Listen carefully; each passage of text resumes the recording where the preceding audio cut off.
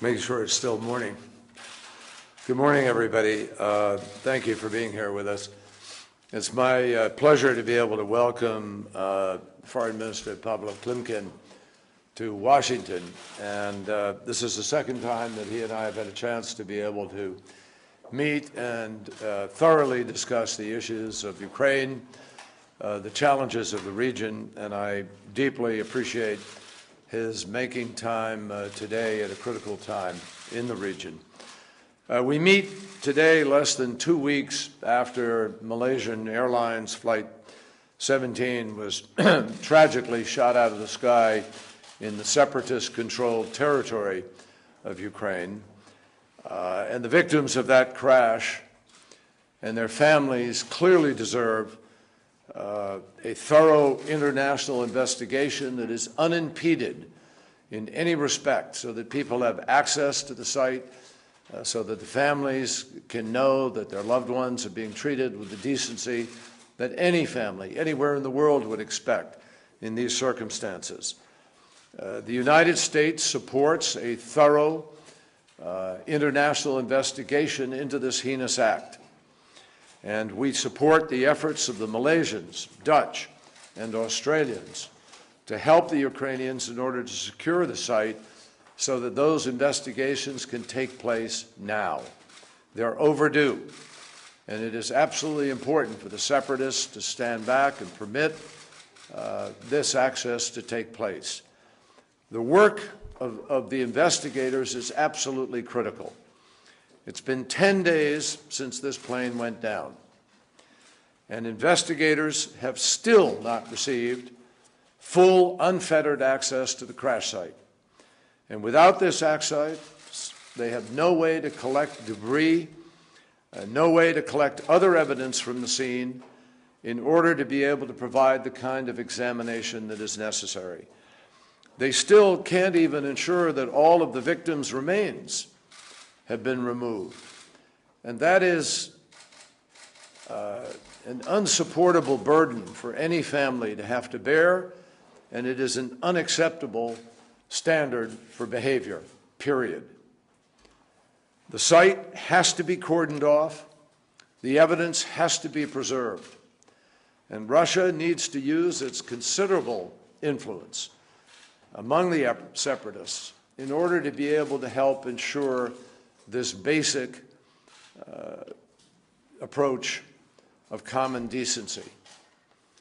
Well beyond the crash site, the fighting is continuing. And as President Poroshenko has made clear repeatedly, and as Foreign Minister Klimkin reiterated to me just a few minutes ago, the Ukrainians are ready to accept a mutual ceasefire now, not in the future, now. And they have proposed a peace plan that includes serious and substantive dialogue with the Russian-backed separatists, with international participation, because they understand that that is the only way that this crisis is going to come to an end. This morning I talked with Foreign Minister Lavrov and raised these concerns and agreed that there is a way to try to put some very specific proposals on the table to try to move forward. But the Russians and their so-called volunteers are continuing to ship arms and funds and personnel across the border. We see this. There's clear evidence of it. We now have clear evidence of artillery and rocket fire from Russia into Ukraine. And while the Russians have said that they want to de-escalate the conflict, their actions have not shown a shred of evidence that they really have a legitimate desire to end the violence and end the bloodshed. As a result, the Russian-backed separatists refuse to lay down their arms and be part of the political process. They continue to fire on Ukrainian forces, even in the area just around the crash site. And they have displayed an appalling disregard for human decency. And evidently, the separatists will continue to do so unless they can feel some pressure, something real from their Russian backers. President Putin can make a huge difference here if he chooses to. And we and our European partners will take additional measures and impose wider sanctions on key sections of the Russian economy if that is what we must do. We hope that it will not be necessary. And if Russia continues to go down this path, however, Russia will leave the international community with no choice. What is unfolding in Ukraine has already gone on for far too long. It's well past time for the violence to stop and for the people of Ukraine to begin the process of rebuilding their country, and rebuilding it in a way that can have a relationship with Russia, with the West. I think Foreign Minister Klimkin will affirm today that we're not asking them to choose between the two. And I think Ukrainians understand that they have strong ties to Russia. They're prepared to have a relationship with Russia. And they understand that the future of Ukraine depends on having a strong relationship with Russia. So it's well past time for this violence to stop. And that is why yesterday Vice President Biden announced nearly $7 million in rapid assistance for humanitarian and rebuilding purposes to be deployed immediately. Specifically, these funds will go towards rebuilding eastern Ukraine, including the cities of Sloviansk and Kramatorsk, where people celebrated in the streets recently when they were liberated from separatist control. We are also asking Congress for approval to provide financial support and mentoring to small businesses throughout Ukraine through mechanisms like the public-private partnerships and export promotion initiatives. We are hoping to inject additional resources into Ukraine's economy so that together all Ukrainians can rebuild their lives along with their cities. Over the past few months, the Ukrainian government has taken a number of steps to try to bring about a better future for its people and to reform the government that had failed them so much in the past, including signing an historic association agreement with the European Union and also finalizing a vital standby arrangement with the International Monetary Fund. We strongly urge Ukrainians to continue the process of reforming their democracy, even if not particularly during this moment of crisis, because this is a troubling time where everyone is looking for those reforms to be implemented, and they can make a huge difference in rebuilding confidence and also in providing a sense in Russia that the concerns expressed by the separatists are in fact being listened to and being incorporated into the political process of Ukraine. The United States stands ready to support our Ukrainian partners in this effort because we know that ultimately a strong democratic government and a strong economy are the keys to providing the Ukrainian people with the stability and the prosperity that they want and that they deserve. So again, I thank Foreign Minister Klimkin for joining me today for this meeting, and I have pledged to him that we will continue to work closely together.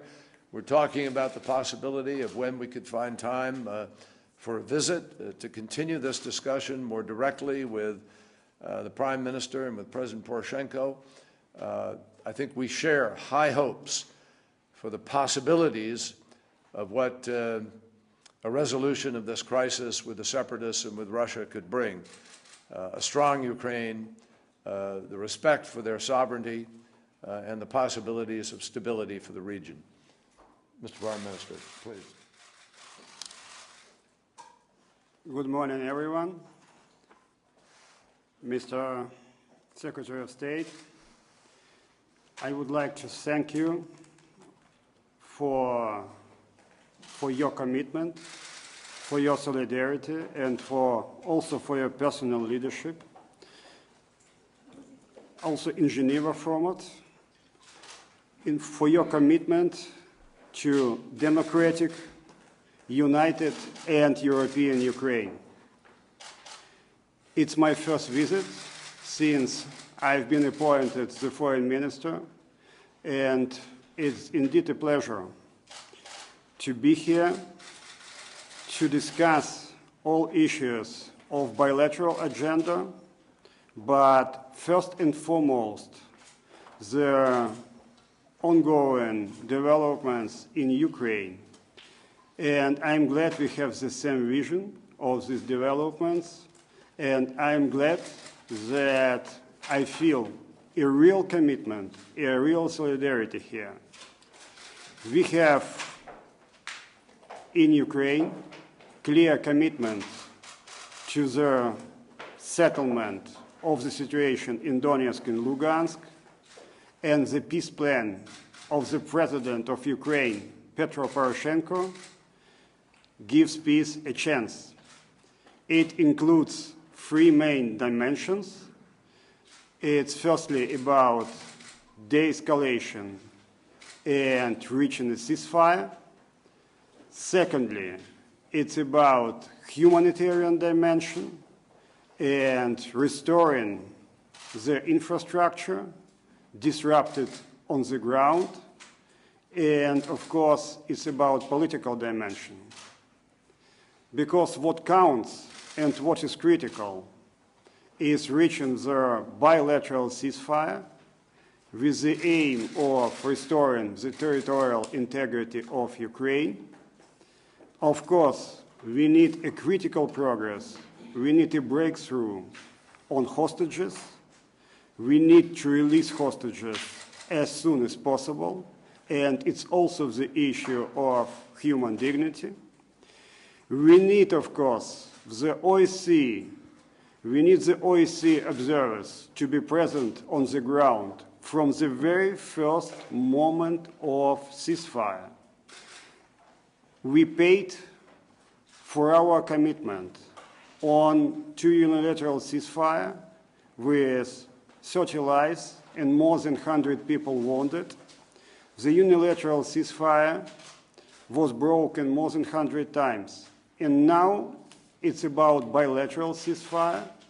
It's about OSCE again to be present on the ground. But it's also about closing down the border.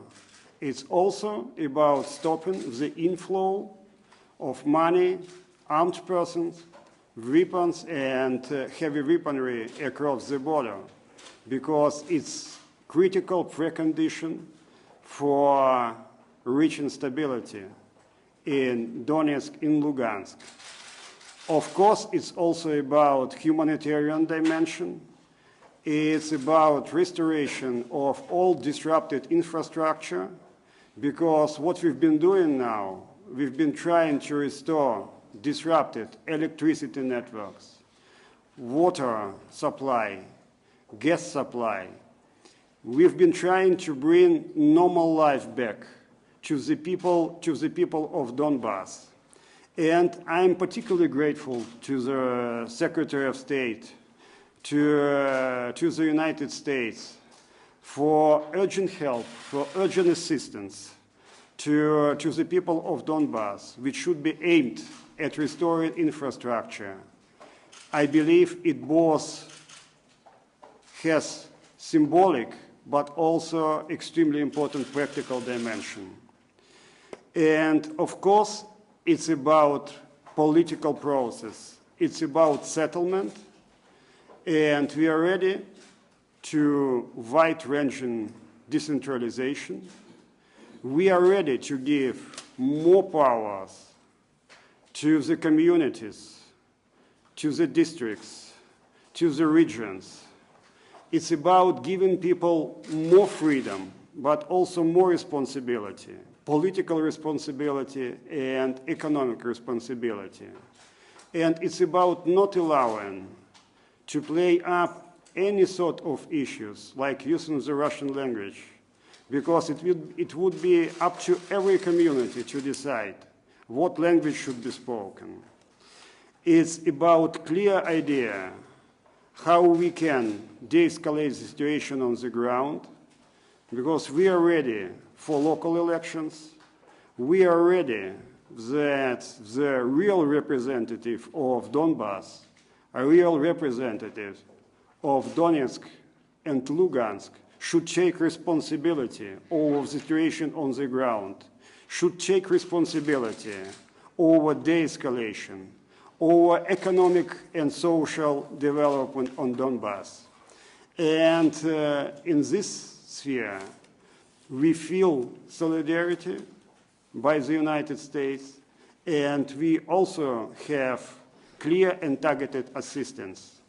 And also under difficult conditions on the ground, we've been trying, we've been working around the clock on securing access to the crash site, and it's our key priority. We've been working on ensuring the possibility for fully transparent and effective investigation of the causes of the tragedy with the plane of Malaysian Airlines. And of course, for us, it's about human dignity. It's about the possibility of recovering all bodies and body fragments from the crash site. It's about giving back the friends and the loved ones any sort of personal belongings. It's not just the priority, it's an absolute priority for Ukraine at the moment. So we have the same vision on these developments, and we feel continuous support by the United States. Of course, we've touched upon also a number of issues on our bilateral agenda, and we'll be working on that extremely closely. And I used the chance to invite the Secretary of State to visit Kyiv and to chair the next meeting of our Strategic Partnership Commission, where we are able to discuss all the issues of bilateral interest and all the issues of bilateral agenda. Many thanks again. The first question will be from Andrea Mitchell of NBC News. Thank you both very much. Mr. Secretary, I want to ask you about Ukraine and about the sanctions and Vladimir Putin. But first, let me ask you about the situation in the Middle East. Overnight, 2 UN officials have been reported killed in Gaza. Israel has apparently hit the electric utility, the only source of electricity for much of the Strip. And the Israeli media has unleashed a fierce attack on you personally from the left and from the right, unprecedented in, frankly, any of our experience. Ari Shavit in Haaretz is quoting a senior official as saying that your diplomacy has been, quote, a strategic terrorist attack on Israel. Others say that if there is an escalation, you are responsible for the increasing bloodshed. At this point, there's also a report today of a new Palestinian initiative from the Palestinian Authority, perhaps with Hamas joining in. I wanted to ask you about that. There's a report in Al Hayat that you have launched a new initiative as well. So if you could clear some of this up. Is it hurting your ability to be a mediator here, to have Israel, with these blind quotes from Israeli officials, attacking you so vociferously? And is there a way out here through some new ceasefire that the Palestinians may be promoting today? Secondly, on Ukraine, you said that Vladimir Putin has a choice now. Does he still have a choice? We were told that the United States, with the President's call with the European leaders yesterday, were going to be imposing sanctions today. Are you giving him yet another chance to prove himself after everything that's happened? Or are these sanctions actually going to finally be implemented? And can you and perhaps the minister respond to credible reports from the region? We're told today that government forces have fired back at Russian forces, so have fired across the border. Thank you for taking all of this. Well, let me take the second part first, and then I'll come back to your first question. With respect to Ukraine, we are in the process of preparing additional sanctions with Europe. That is absolutely accurate. and what will happen will happen. But of course, President Putin still has a choice going forward with respect to his ability to be able to have an impact on the separatists. That is a choice that will be there tomorrow, the next day, and in the weeks ahead in order to resolve this. So separate the two. Europe is working on the sanctions. We are working with them on the sanctions. We anticipate those additional sanctions, but forthwith. But the point I'm making is that in the long road ahead here to resolve the kinds of issues of the gas deal, the gas has been cut off for Ukraine, to resolve the movement and flow of weapons and people across the border, the issue of firing from Russia into Ukraine, all of these issues, whatever happens with sanctions today or tomorrow, those issues remain, and they are remaining to be the choices that President Putin has to make. So we talked today about a political road ahead, the ways in which Ukraine can contribute to an effort to try to make it clear to President Putin that the agreements originally arrived at in Geneva about a political process are indeed being fully implemented. And Russia has raised on a number of occasions significant questions about whether or not that road has been sufficiently explored. And I think the foreign minister and I agree that there is more that we think can be done there, and we're going to talk about that in the days ahead. Now, on the subject of Israel, I've talked to Prime Minister Netanyahu 2, 3, 4 times a day in the last days. We continue to talk. Last night we talked, and the Prime Minister talked to me about an idea and a possibility of a ceasefire. He raised it with me, as he has consistently. He has consistently said that he would embrace a ceasefire that permits Israel to protect itself against the tunnels and obviously not be disadvantaged for the great sacrifice that they've made in order to be able to protect themselves thus far.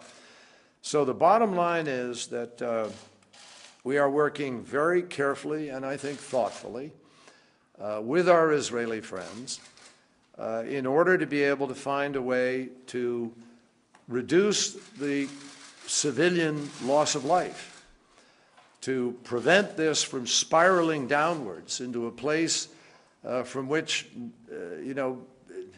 both sides have difficulty finding a way forward in order to address the underlying kinds of issues. Now, obviously, no one in the United States, no one I know in the world, condones the idea that Israel ought to be somehow subject to attack from these tunnels. We have supported from day one Israel's right to defend itself, Israel's right to take action, Israel's right to live free from rockets and from tunnels that threaten it. But all we have suggested, and that President Obama has had several conversations with the Prime Minister about, is the need to try to find if you can resolve any of those issues through a legitimate negotiation and ultimately with less loss of life everywhere. Now, look, I've taken hits before in politics. I'm not worried about that. This is not about me. This is about Israel and Israel's right to defend itself and our strong support for Israel's right to defend itself, but about whether or not there is a way forward that could avoid the loss of soldiers for Israel and the loss of civilians in everywhere. What we put on the table, in fact, allowed Israel, let me make this clear, allowed Israel to continue to deal with its tunnels, even as they were in a short-term ceasefire to try to see if there was a way to reach a sustainable ceasefire. The UN has called for this, the international community has called for this, and Prime Minister Netanyahu himself has said that he is prepared to embrace it, providing it doesn't prejudice Israel in its way of protecting itself, and we have made certain that we guarantee that it doesn't. Now, let me just finish quickly. The fact is that because of our efforts, We were able to get a short-term 12-hour ceasefire, which then was expanded to 24, but then because of confusion over the 12 hours and 4 hours didn't hold. That doesn't mean that the right approach here isn't to try to have an appropriate way to come to the table in order to see if a negotiation can take place. Now, let me emphasize, Israel itself accepted a ceasefire under the Egyptian formula of no preconditions, cessation of hostilities, negotiations to take place in Cairo. That is exactly what we have been talking about. No variation, no deviation. We've been in touch with the Egyptians. We've honored the Egyptian concept. If there is a negotiation, it would be in Cairo. It would be entirely without preconditions, and it would not prejudice Israel's ability to defend itself. So I think there's a little bit of energy being expended here unnecessarily, and I do think we will continue to work with our very close friend and ally, and I'm not going to worry about personal attacks. I think that President Obama has it right, and the international community has it right when we say that it is more appropriate to try to resolve the underlying issues at a negotiating table than to continue a tit-for-tat of violence that will invite more violence and perhaps a greater downward spiral, which would be much more difficult to recover from. Do you think it's still Let me. Do you think it's still possible to get a ceasefire after the? Well, that depends entirely on the parties at this point, Andrea. I mean, we're trying to very carefully, without, as I said, diminishing Israel's legitimate right to defend itself against tunnels and rockets, but to find a way to see if we can spare the people of Israel as well as Palestinians the possibilities of at any moment something going terribly wrong when one of those rockets hits a major school in Israel or a major population center, lots of people die. The effort here is to find whether or not, I can't vouch for it, and President Obama can't vouch for it, but we know that we owe it to everybody to try to see if you can find that way. If, after you get to a table, it proves that there is absolute reluctance to honor basic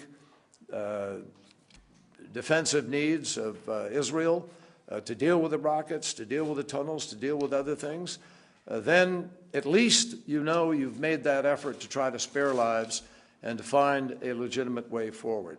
That's our job, to try to do that.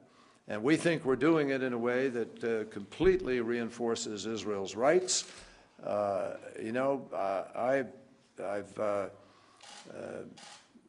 spent 29 years in the United States Senate and had a 100% voting record pro-Israel. And I will not take a second seat to anybody in my friendship or my devotion to the protection of the State of Israel. But I also believe, as somebody who's been to war, that it is better to try to find a way, if you can, to solve these problems before you get dragged into something that you can't stop. And it seems to me that this is a reasonable effort, fully protecting Israel's rights, fully protecting Israel's interests. And Prime Minister Netanyahu himself said to me, can you try to get a humanitarian ceasefire for this period of time? And if it weren't for his commitment to it, obviously the President of the United States and I would not be trying to make this effort. Now, either I take his commitment at face value, or someone is playing a different game here, and I hope that's not the fact. On these reports, I have such a record of cases of shelling, not just artillery fire, but also rocket-propelled grenade fire from the Russian territory, of cases of Russian helicopters intruding the Ukrainian airspace, but we never fight back. Of course, in order not to provoke the situation, but first and foremost, because we are fully committed to international law We have our legal and political commitments. And in the sense of United Nations statute, shelling from the territory of another state constitutes an act of aggression. So we are fully committed to international law. We never fired back. And there were also many cases when the terrorists tried to position themselves exactly near the border and fire on Ukrainian forces. We also exercise an extreme restraint, trying not to fire back, not to provoke the situation, and not to break our obligation under international law. So all reports on us firing back onto Russian territory are not true. The final question will be from Alex Yanievsky from VOA. Thank you, Mr. Secretary. Thank you, Mr. Foreign Minister. I have a question. Putin not showing signs that he slows down. Mr. Secretary, what exactly the United States is going to do if Russia invades Ukraine, and should Ukraine expect to become an ally of the United States? Thank you. What was the first part of that? What exactly the United States is going to do if Russia invades Ukraine? Well, the President has made it clear that there are many different options, but that would be taken, needless to say, as not just a violation of all notions of international law, but an exceedingly dangerous action which would wind up with, the most severe possible kinds of isolation and sanctions possible. And Germany, France, other countries in Europe would clearly join into that in ways that would have a profound, profound impact on the Russian economy. I would believe, for the very reasons that it hasn't happened yet, that President Putin understands that the risks are enormous. I think that alliances are more, depends whether you're talking in legal terms or in other terms. We are a partner. We are a strategic ally now. And we are working very, very closely, already providing advice and materials to Ukraine, as well as other countries who are doing the same thing. And we are working very, very hard to see if we can't find the political key to be able to provide redress for the grievances that President Putin keeps talking about through the political process in a way that will recognize that Russia has legitimate interests, which even Ukraine has acknowledged. Interests about ethnic connection, historic connection, about the religious and historical foundations of Russia, all of which can be traced back to Kiev and to many battlefields that are now in Ukraine and so forth. All of that is understood. And what Ukraine is looking for is simply respect for its sovereignty, and hopefully the political process that is unfolding now can address the concerns in a way that will strengthen that sovereignty and address the concerns that President Putin has expressed. But we are, and Europeans who have signed now an association agreement, are firmly committed to the sovereignty and independence and stability of Ukraine, and we will continue to do the things that we are doing in furtherance of that policy. Thank you, everyone. Thank you all. Thank you, my friend. Thank you.